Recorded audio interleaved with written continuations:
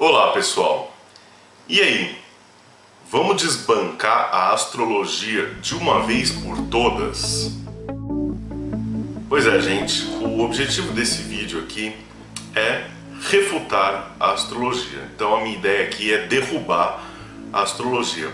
É claro que não sou eu que vou derrubar a astrologia, eu vou demonstrar aqui para vocês como a astrologia já foi derrubada, como a astrologia não faz o menor sentido, não tem o menor embasamento científico e mais do que isso a gente pode provar que ela não funciona.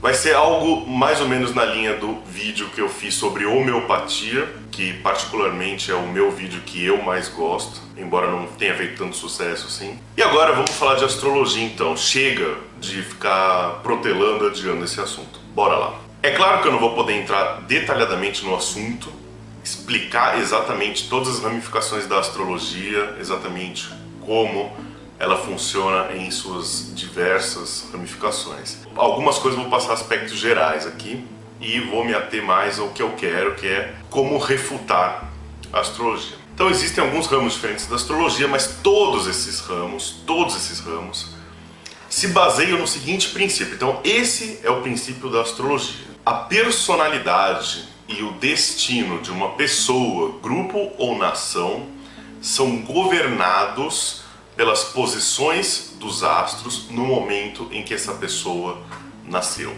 Não quero comentar muito sobre a história da astrologia, mas vale dizer que ela nasceu mais ou menos ali na Babilônia, aproximadamente em 3000 a.C., ou seja, tem mais ou menos 5000 anos de idade, claro que foi sendo modificada com o tempo. Então a primeira coisa que a gente pode levantar aqui para tentar argumentar, discutir sobre a astrologia é qual é o mecanismo de ação. Por qual mecanismo os astros, a posição dos astros no céu visível no momento do meu nascimento vão reger a minha personalidade e o meu destino. Por qual mecanismo de ação?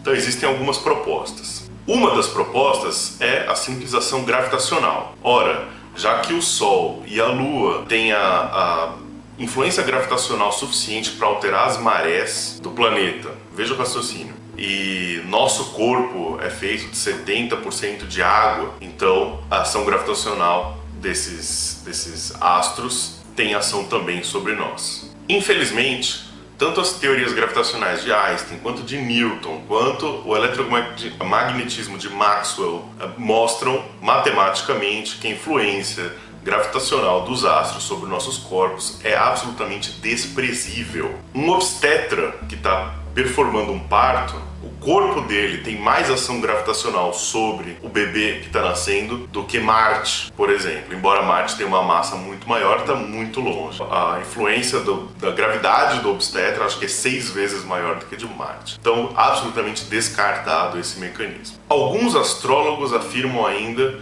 que é algum efeito ou força desconhecido pela ciência que independe da distância. Então, não importa a distância que Marte, o Sol estão, ou as constelações, é algum efeito que não depende da distância que vai influenciar. Só que isso gera um problema maior do que solução para a astrologia. Se é um efeito que independe da distância, por que só os astros visíveis a olho nu é que influenciam na vida das pessoas, na personalidade? Por que não considerar outras galáxias, buracos negros, quasares e tantos outros astros que existem por aí, muito maiores, muito mais luminosos talvez, com grande complexidade, grandes nebulosas, pulsares? Por que não considerar eles e considerar apenas astros visíveis ao olho nu? Então a distância, esse efeito astrológico independente da distância não faz o menor sentido também. Se isso fosse verdade, será que um horóscopo que ignora, por exemplo, o centro da nossa galáxia estaria realmente completo? E é claro, a questão da luminosidade também podemos descartar, porque embora as constelações do zodíaco sejam visíveis a olho nu, existem vários planetas, Urano, Plutão, que não é mais planeta, Netuno, eu acho, não são visíveis a olho nu e estão no zodíaco, não estão também na astrologia, no horóscopo. Eu só quero lembrar, gente, que tudo que eu falar para vocês agora terão links e referências bibliográficas, inclusive, aí embaixo. vou tentar trazer o maior número de informações científicas para esse bate-papo aqui, que é para realmente derrubar de uma vez por todas a astrologia. Então, inclusive, referências bibliográficas estarão aí embaixo. A maioria dos astrólogos consideram todos os planetas na hora de fazer suas previsões, de influências, de futuro e o caramba. Antigamente, não se usava nem Plutão, nem Urano, nem Netuno. Só depois que se descobriu esses planetas é que começaram a usar nas previsões. Então, como é que funciona isso? Os planetas só influenciam depois que a gente sabe que eles existem? Antes disso não influenciavam. Será que quem desconhece a existência de planetas e da própria astrologia é influenciado pela astrologia, por esses astros? Não, nós temos estudos mostrando que não. Na astronomia, a observação de anomalias nas órbitas dos planetas conhecidos levaram a esses astrônomos a pesquisarem o que é que está acontecendo, por que essas anomalias estão acontecendo. Geralmente tem algum objeto influenciando nessa órbita, nesse movimento. E foi assim que foram descobertos os outros planetas, como, de novo, Urano, Netuno e Plutão. Se a astrologia é tão completa assim, será que anomalias na astrologia antiga não apontariam também para a existência desses planetas que a gente não conseguia ver a olho nu, que a gente não conhecia? O que é o signo solar? O que é o seu signo? O que isso significa? Significa aonde o Sol nasceu em relação a determinada constelação no dia que você nasceu. Claro que você não enxerga a constelação porque está de dia quando o Sol nasce, mas a gente sabe que ela está lá e ela tem uns limites determinados pela Organização Internacional de Astrologia, alguma coisa assim, e o Sol nasce, por isso que a gente estabelece, né, essas 12 constelações do zodíaco. Então está dividido lá nos 12 períodos do ano em que a pessoa nasce. Só que a Terra tem 3 movimentos: rotação e translação, que eu tenho certeza que vocês estão familiarizados, e um movimento chamado precessão. Deixa eu ver se eu consigo explicar o que é o movimento de precessão. Imagina que esse aqui é o eixo imaginário da Terra, essa caneta. Então a Terra está aqui em volta, tá? Esse aqui é o Polo Norte, esse aqui é o Polo Sul, e está aqui o nosso planeta inclinado em relação ao eixo de sua própria órbita, né? Está girando em torno do Sol nessa órbita aqui. Então ele tem em girar em torno do Sol, que é a translação. Ele gira em torno do seu próprio eixo, que é a rotação. E tem um terceiro movimento, uma precessão. Esse eixo aqui, eu vou exagerar só para mostrar como é o movimento. Esse eixo imaginário aqui, ele gira assim, como um peão que está balançando. É um movimento muito lento, que para completar demora um pouco mais de 5.000 anos, mas ele tem esse movimento. O que isso significa? Que o céu que a gente enxerga, ele vai mudar conforme essa posição do eixo imaginário da Terra. E acontece que no tempo que foi determinado os signos do zodíaco, as datas dos signos do zodíaco, esse eixo de precessão já andou, essa movimentação aconteceu e os signos não acontecem mais nas datas que aconteciam antes. E aí, quando você nasceu, muito provavelmente o Sol não estava no signo que a astrologia diz que estava. Astronomicamente falando, não estava mais. Mudou por causa do movimento de precessão da Terra. Eu vou colocar uma tabela aí na tela, uma imagem, para vocês verem a diferença de como a astrologia, que parou no tempo de Ptolomeu lá, diz quando são os signos do zodíaco, e agora como a astrologia mostra aonde o Sol está nascendo mesmo em cada época do ano. Então talvez você nem seja do signo que você acha que você é. E graças ao movimento de precessão também, o Sol começou a nascer numa 13ª constelação agora, que é Ofiuco, não é esse o nome? Então, e aí, a astrologia considera isso ou não? Tem gente que quando nasce o Sol está nascendo na constelação de Ofiuco. Você conhece alguém aí do signo de Ofiuco? Eu não conheço. Muito bem, explicado um pouco da astrologia e um pouco da sua confusão, eu queria passar agora para os experimentos que nós temos. Então, quais são as evidências empíricas sobre astrologia, que a gente tem? Eu quero começar comentando, acho que o nome, na minha opinião, o nome mais importante na história de desbancar a astrologia, que é um cara chamado Bertram Forer, um psicólogo, que realizou pelo menos o primeiro estudo conhecido em grande escala a esse respeito. Qual foi o primeiro estudo do Forer? E eu vou falar por que ele é tão importante. e eu vou voltar nele depois, mais pra frente nesse vídeo. O Forer, ele dava aula numa universidade e ele virou para os alunos dele, para vários alunos, eu não lembro quanto, acho que algumas centenas de alunos, e falou: olha, nós estamos recebendo aqui na universidade um grande astrólogo, um cara que manja muito de mapa astral, fez uma propaganda. O que a gente gostaria de realizar um experimento e gostaria que vocês fossem voluntários, e nós gostaríamos então que vocês colocassem aí numa folha de papel seu nome completo de batismo, a data que você nasceu, a hora exata em que você nasceu. Entrega pra gente, a gente vai conversar com esse astrólogo, ele vai fazer um mapa astral de todos vocês e vai traçar o perfil de personalidade de vocês. Vou devolver esse perfil para vocês e eu quero que vocês deem uma nota de 0 a 5 nessa descrição, sendo 0 tá horrível, não parece nada comigo, e 5 é excelente, exatamente como eu sou, para nos dizer qual é a margem de acerto do cara. Muito bem, ele recolheu todos os dados dos alunos e devolveu logo em seguida, né, um tempo depois, uma semana, 2, não sei, esses perfis para os alunos. A média entre 0 e 5 foi de 4, deixa eu ver aqui, foi de 4,26, quer dizer, chegou aí a 90% de certeza de que aquela descrição era dele mesmo. Só depois o Bertrand Forer revelou que não existia astrólogo nenhum e que todo mundo tinha recebido exatamente o mesmo texto, era uma cópia. Bertrand Forer desenvolveu um texto baseado em mapas astrais, ele pegou frases de mapas astrais, montou um texto ele mesmo e tirou tantas cópias quantos de aluno que participaram do experimento e devolveu. E todo mundo se identificou com aquela descrição como se fosse específica para ele. Esse efeito psicológico é conhecido até hoje como efeito Forer na psicologia. Vou voltar nele mais tarde. Então vamos falar de outros experimentos que aconteceram e que derrubam definitivamente a astrologia. Em 1971, o psicólogo Bernard Silverman, da Universidade Estadual de Michigan, ele fez um levantamento, levantou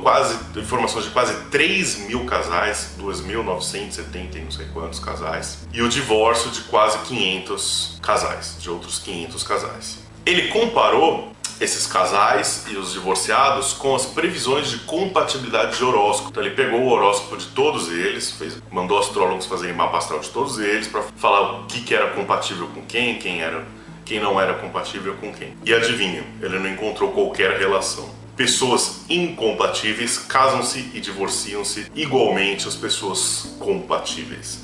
Então, mais uma área que a astrologia falhou. O físico John McGurvey, da Case Western University, estudou as biografias e as datas de nascimento de 6 mil políticos, 17 mil atletas e não encontrou qualquer relação ou correlação entre data de nascimento e profissão prevista pela astrologia. De novo, mais uma falha da astrologia. Um dos experimentos que eu mais gosto de citar, que eu acho mais bonitos, é que foi feito um experimento duplo cego uma vez com astrologia.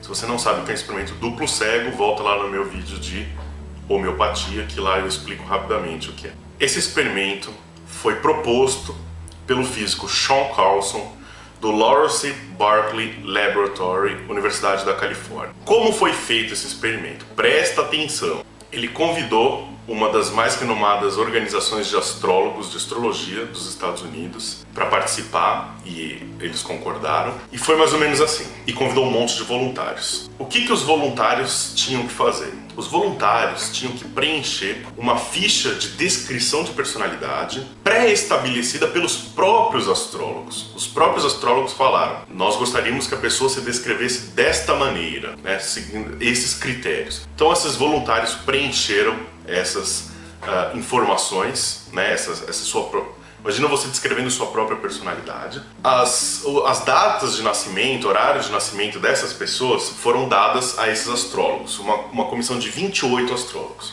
Eles então deveriam fazer um horóscopo dessa pessoa, um mapa astral. Nisso, os astrólogos ainda não viram os voluntários, ninguém sabe quem é quem. Os astrólogos então, aqueles 28 astrólogos, recebiam 3 fichas de personalidade, de 3 voluntários diferentes. E eles tinham aqui na mão deles o horóscopo que eles mesmos fizeram. O que eles tinham que fazer? Falar: olha, esse horóscopo que a gente fez pertence a essa pessoa aqui, ou não, ou a essa, ou a essa. Lembrando que a ficha de personalidade é segundo critérios que eles mesmos estabeleceram. Então é isso que eles tinham que fazer: adivinhar a pessoa do horóscopo deles, bater com uma das 3 fichas que eles receberam. Para eles deveria ser uma tarefa fácil se a astrologia funcionasse, correto? Se você chutasse, se você pegar 3 coisas e chutar, quais são as suas chances de acerto estatístico? 100% dividido por 3, 33% aproximadamente. Adivinha qual foi a margem de acerto dos astrólogos? Exatos 33%, vírgula alguma coisa. Então não é exato, mas por volta de 33%. Esse experimento derruba de uma vez por todas qualquer tipo de ideia de que realmente a posição dos astros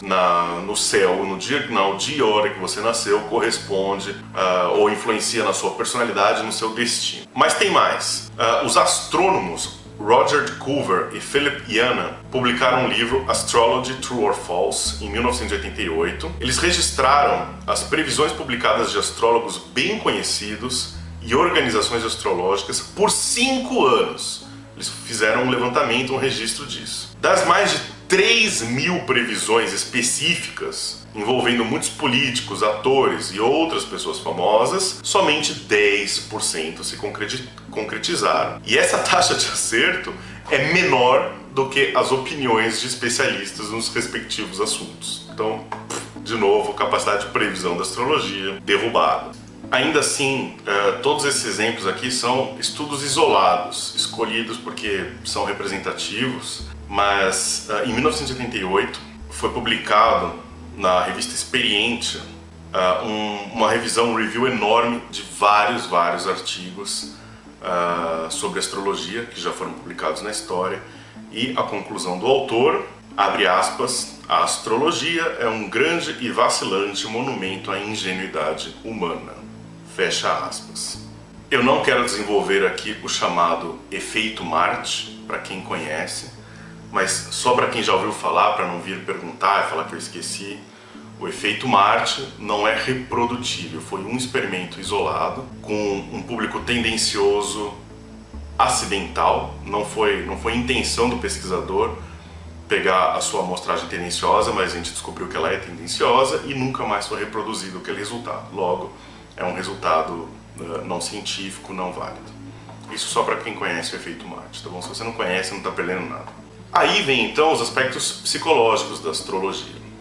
Você vai ouvir muita gente, muitos defensores da astrologia, dizendo que a astrologia tem milhares de anos, sempre funcionou muito bem, sempre descreveu muito bem as pessoas, sempre descreveu muito bem ela mesma. E você vai reparar que estes testemunhos sempre vêm de consumidores felizes da astrologia, porque sofrem do efeito fora, porque gostam das dicas que ouvem dos seus astrólogos e tudo mais. Na verdade, isso tudo só comprova a eficácia do que a gente chama de leitura fria. O que é leitura fria? Leitura fria é um conjunto de técnicas desenvolvidas por mágicos prestidigitadores que pode ter como objetivo ou o charlatanismo ou o mero entretenimento mesmo, como é a maior parte do tempo. A leitura fria pode ter 2 objetivos. Um é fazer a pessoa agir como a pessoa quer que ela haja, e é impressionante, tem alguns vídeos impressionantes no YouTube sobre isso. A pessoa consegue influenciar a outra a agir do jeito que ela gostaria que ela fizesse. Ou fazer a pessoa acreditar que aquela pessoa, o manipulador das técnicas de leitura fria, tem poderes sobrenaturais, conhece coisas sobre a pessoa. Não vou entrar em detalhes aqui sobre as técnicas, mas vou comentar alguns aspectos interessantes da leitura fria. A leitura fria se baseia principalmente na natureza humana. As pessoas são egocêntricas e não têm uma visão realista de si mesmas. Então, a pessoa que está manipulando a leitura fria só precisa dizer o que a pessoa quer ouvir, o que geralmente é muito fácil para pessoas que dominam a leitura fria. Outro aspecto importante da leitura fria é que a pessoa usa um tom de voz e um ritmo de conversa que induz a memória seletiva do seu interlocutor, ou seja, a pessoa não vai lembrar dos erros daquela pessoa e vai se lembrar somente dos acertos. Os acertos é que vão ficar gravados mesmo na memória. Isso induz a pessoa a acreditar que a pessoa só acerta. Lembrando que quem é enganado pela leitura fria não quer dizer que é uma pessoa burra, uma pessoa mais ingênua do que o normal, ou uma pessoa que é facilmente enganável. A seletividade do nosso cérebro não pode ser desligada a bel prazer. Se você está preparado com o seu ceticismo, você vai ter mais chances de não acreditar. Mas se você é pego de surpresa, mesmo sendo você um cético, e essa leitura fria vem de um lugar que você não espera, você vai cair também. Pode apostar nisso. É muito fácil cair em leitura fria. Mesmo aqueles charlatães da leitura fria, ou seja, que usam a leitura fria para fazer as pessoas acreditarem que ela tem poderes sobrenaturais de verdade, nem sempre estão usando essas técnicas de maneira maliciosa, ou seja, elas estão manipulando as pessoas. Isso é natural para elas e elas realmente acreditam que elas têm algum poder. Então, elas são charlatãs? Elas são, no sentido de que elas estão enganando as pessoas, mas elas estão se enganando também. Muito bem, e um fator bastante comum nas pseudociências é o efeito Forer, do qual eu falei lá atrás. O efeito Forer também é apelidado de efeito Barnum. O efeito Barnum, na verdade, foi o nome que o Forer queria dar em homenagem, acho que a um artista circense, alguma coisa assim, que fazia isso com as pessoas. Mas o efeito Forer, ele é uma característica presente nas pessoas e ele é descrito pela seguinte sentença: as pessoas tendem a aceitar descrições de personalidade vagas e gerais como se fossem única e exclusivamente suas, sem perceber que as descrições se aplicam a quase qualquer pessoa. Esse é um efeito da psicologia conhecido como efeito Forer. E nós temos estudos vários, é claro que depois de Forer, esse experimento de Forer foi em 1948, depois dele vários experimentos foram feitos parecidos, iguais, usando o mesmo princípio, mas de outra formulação. Eu vou citar alguns aqui para vocês verem como é um efeito bastante real e corrobora para o fato de que a astrologia é furada. O francês Michel Gauguelin, que foi o mesmo lá do efeito Marte, caso alguém queira pesquisar, colocou um anúncio no jornal francês oferecendo para fazer horóscopo. Quando as pessoas se candidataram,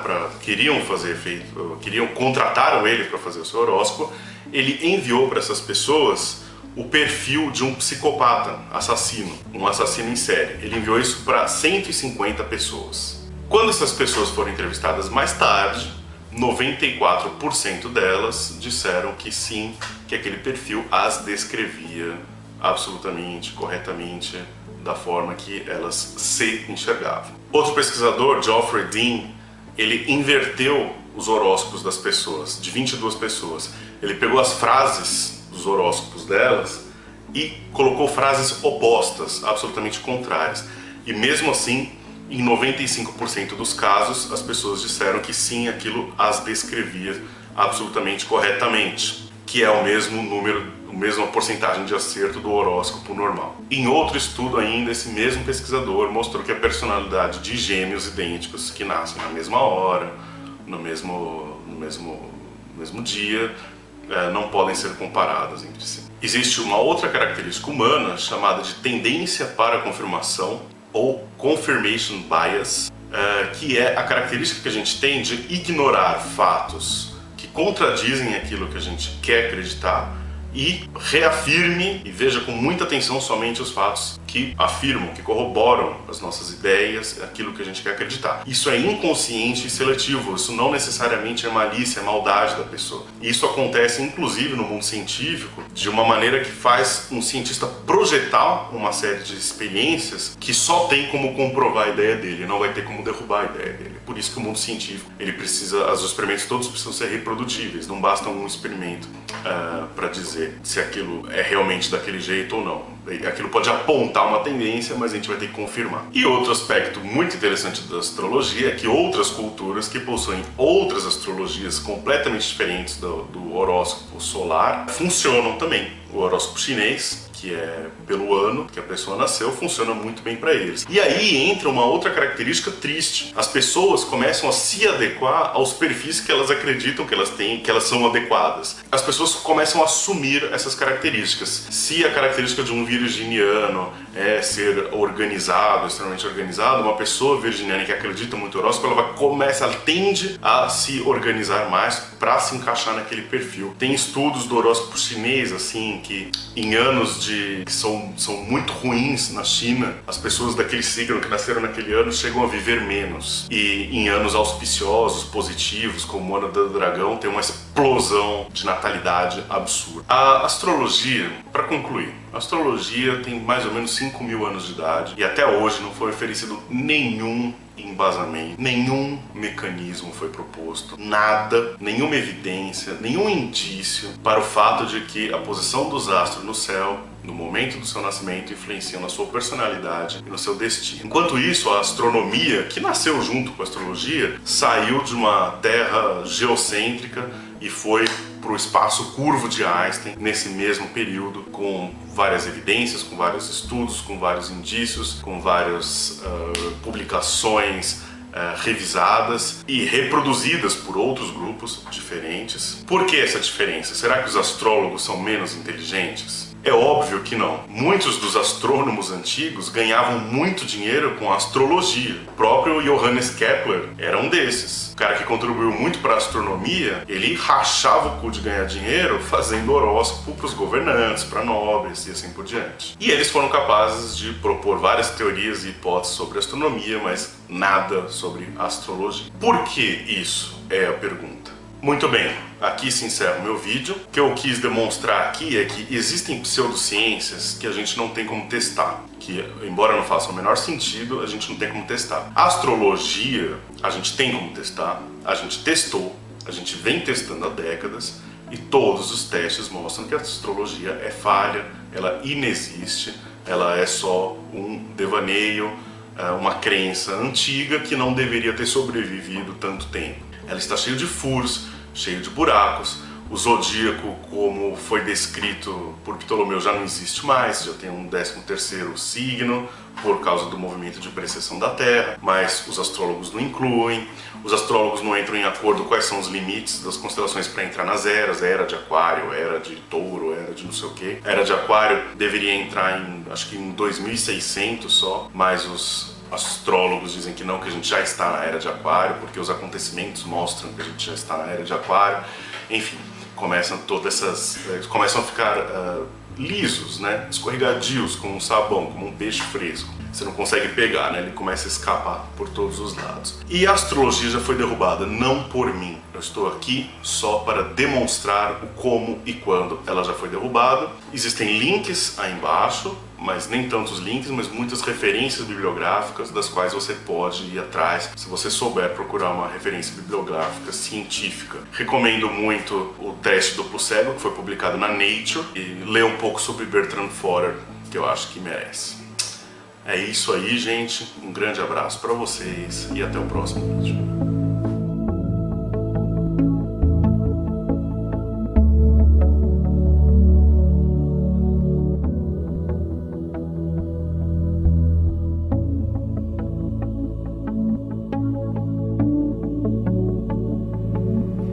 Se você gosta do material que eu tenho colocado aqui na internet, dá uma passada no meu projeto Patreon para dar uma conhecida.